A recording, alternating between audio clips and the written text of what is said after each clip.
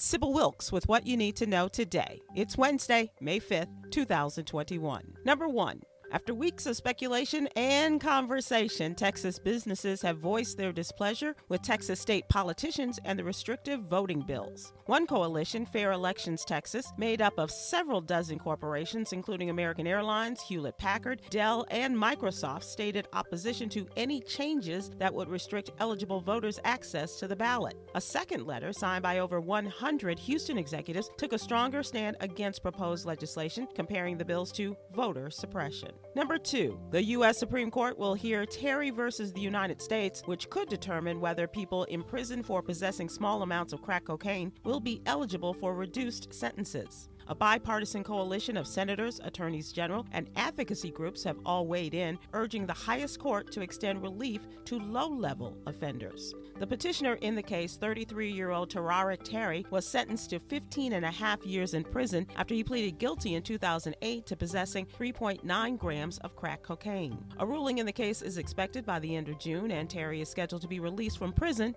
in September.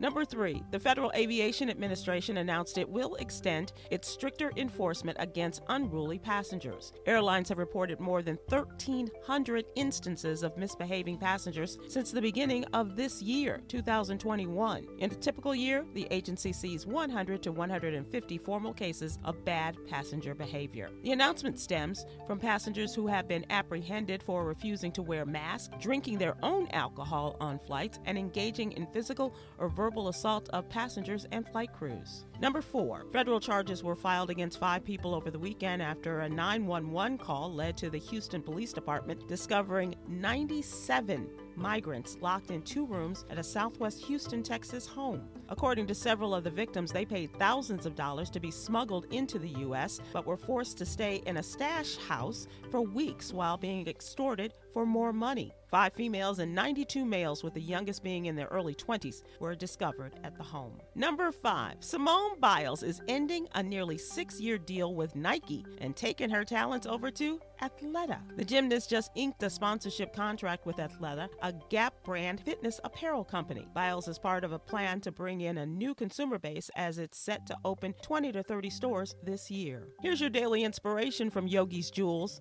Yes, you deserve to be happy. So inhale happiness, exhale sadness. All right.